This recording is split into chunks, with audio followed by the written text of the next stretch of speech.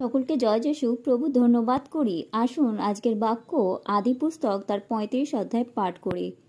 পাঠের আরম্ভ এইরূপ: যাকবের বৈথলে গমন।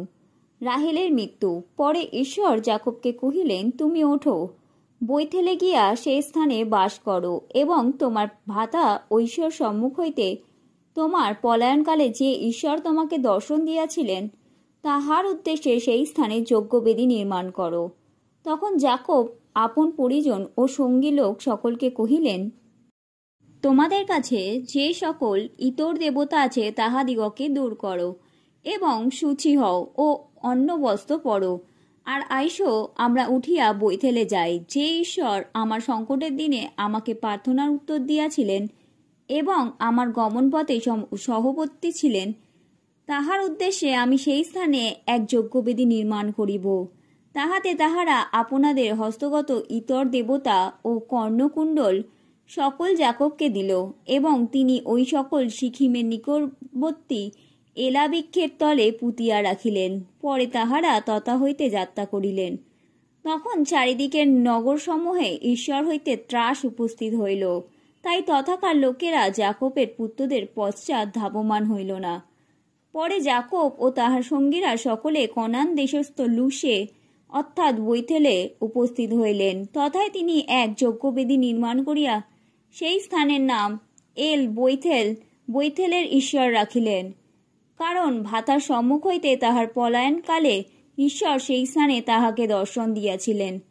আর রিবিকার দবোরা নাম্নী ধাত্রীর মৃত্যু হইল, এবং বৈথেলের অধ্যস্থিত অলন বৃক্ষের তলে তাহার কবর হইল, এবং সেই স্থানের নাম অলন বাখুদ রোদন বৃক্ষ হইল।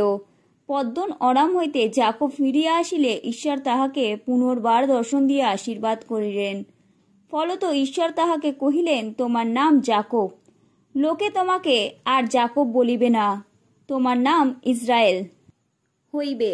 আর তিনি তাহার নাম ইসরায়েল রাখিলেন, কারণ তাহাকে আরও কহিলেন, আমি সর্বশক্তিমান ঈশ্বর, তুমি প্রজাবান ও বহু বংশ হও, তোমা হইতে এক জাতি এমনকি জাতি সমাজ উৎপন্ন হইবে, আর তোমার কোটি হইতে রাজগণ উৎপন্ন হইবে। আর আমি অব্রাহামকে ও ইসাককে যে দেশ দান করিয়াছি সেই দেশ তোমাকেও তোমার ভাবি বংশকে দিব। সেই স্থানে তাহার সহিত কথোপকথন করিয়া ঈশ্বর তাহার নিকট হইতে ঊর্ধ্বগমন করিলেন। আর যাকব সেই কথোপকথন স্থানে এক স্তম্ভ প্রস্তরের স্তম্ভ স্থাপন করিয়া তাহার উপরে পেয় নৈবেদ্য উৎসর্গ করিলেন ও তৈল ঢালিয়া দিলেন, এবং যে স্থানে ঈশ্বর তাহার সহিত কথা কহিলেন যাকব সেই স্থানের নাম বৈথেল রাখিলেন। পরে তাহারা বৈথেল হইতে প্রস্থান করিলেন। আর ইফ্রাতে উপস্থিত হইবার অল্প পথ অবশিষ্ট থাকিতে রাহেলের প্রসব বেদনা হইল, এবং তাহার প্রসব করিতে বড় কষ্ট হইল। আর প্রসব ব্যথা কঠিন হইলে ধাত্রী তাহাকে কহিল, ভয় করিও না, কারণ এবারও তোমার পুত্র সন্তান হইবে। পরে তাহার মৃত্যু হইল। আর প্রাণবিয়োগ সময় তিনি পুত্রের নাম বিনোনি, আমার কষ্টের পুত্র রাখিলেন। কিন্তু তাহার পিতা তাহার নাম বিন্যামিন, দক্ষিণ হস্তের পুত্র রাখিলেন। এই রূপে রাহেলের মৃত্যু হইল, এবং ইফাত অর্থাৎ বৈথেলহমের পথের পার্শ্বে তাহার কবর হইল। পরে যাকব তাহার কবরের উপরে এক স্তম্ভ স্থাপন করিলেন। রাহেলের সেই কবর স্তম্ভ অদ্যপি আছে। পরে ইসরায়েল তথা হইতে যাত্রা করিলেন, এবং মিগদল এদরের ওপার্শ্বে তাম্বু স্থাপন করিলেন। সেই দেশে ইসরায়েলের অবস্থিতিকালে রুবেন গিয়া আপন পিতার বিলহ নাম্নী উপপত্নী সহিত শয়ন করিল, এবং ইসরায়েল তাহা শুনিতে পাইলেন। যাকবের দ্বাদশ পুত্র। লেয়ার সন্তান যাকবের জ্যৈষ্ঠ পুত্র রুবেন এবং শিময়ন, লেবি, জিহুদা, ইসাখার ও সুবলন রাহেলের সন্তান। যোসেফ ও বিন্যামিন রাহেলের দাসী বিল্লাহর সন্তান। দান ও নপ্তালি লেয়ার দাসী শিল্পার সন্তান।